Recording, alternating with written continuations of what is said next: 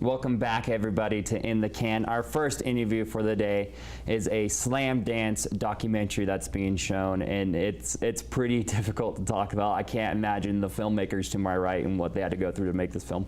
It's called Kifaru, and it's about Sudan, the last white northern rhino who was in a preserved conservancy because he's the last rhino. They're trying to stop this extinction, and these two gentlemen to my right captured kind of the last 4 years of Sudan, and I'm going to talk to them right now about this emotional film that, I mean, right now I can feel me start to get the heat. So we're going to take a look at the trailer right now, and then we're going to talk to these gentlemen. So let's take a look at Kifaru.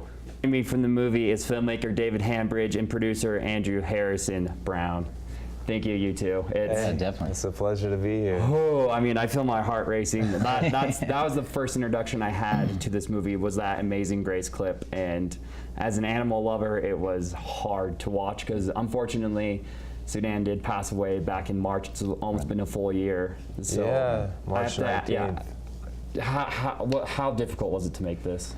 I mean, there was its challenges, but, you know, fortunately, we had a really good relationship with our main characters and the rhino caretakers at Old Pajeta Conservancy. And Sudan was probably the most gentle rhino that I've ever encountered.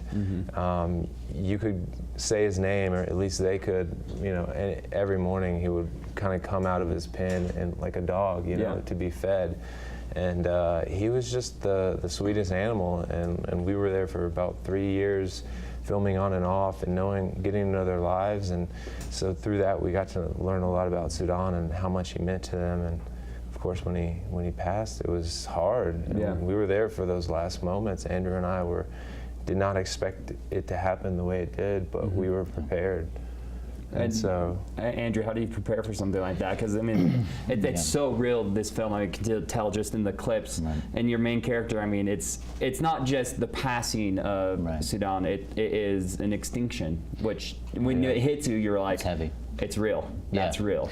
Yeah, we talked about it for a while, knowing that we didn't want to, as we were filming, chase death. We had plan Bs. We talked a lot about plan Bs, knowing, if we don't get it or if he just dies, in the middle of the night. He was a few years past the average life expectancy, so we knew that it was coming, and he was having some health issues. But really, we just decided we had time to talk about it, and we just wanted to show that scene when it does happen with a lot of respect. And instead of chasing death or sensationalizing it, we really just wanted to show that moment through the eyes of the caretakers, and more so, instead of focus on death, just focus on the bond and what it's like for these men who spent their lives 10 months out of the year protecting with their hands physically and caring for this rhino their whole life, and then for their hands to say goodbye in those last moments. So we really just tried to show the respect and the decency behind it. And again, this movie does follow two of the caretakers. How was it following them around? Did you guys try to show parallels between their lives and the lives with Sudan? Absolutely, yeah. We went home with their families and got to know them. One of our main characters actually, there's a hospital scene where, his wife goes into preterm labor. And this is his firstborn, and I'm thinking, as a director, I'm having to rush them to the hospital, pick her up, and he's freaked out of his mind, and she's in pain, and we're thinking the worst. But so throughout the production, he had he has a baby.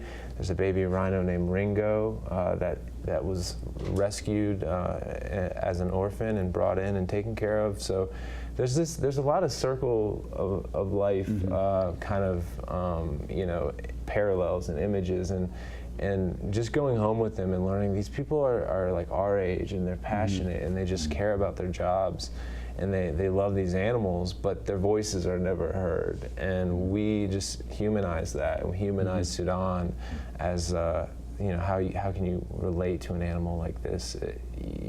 Something that you love, and it's just anybody can, as an animal lover, or even if you have a dog or a cat that you love. I mean, to see it struggling, and you want to do everything you can to get it out of that position, but knowing what's best for it, and then science showing up and flying all across the world just to get his DNA in those last moments. There's a lot of things you can tie to it, parallels with life, everyday life, and what they go through. Yeah, and this is premiering at Slamdance, am I correct? Yeah. Yes. When will the showings be? It's going to be tomorrow at 5:30 in the evening, and then there's another showing on Wednesday morning at 10:45.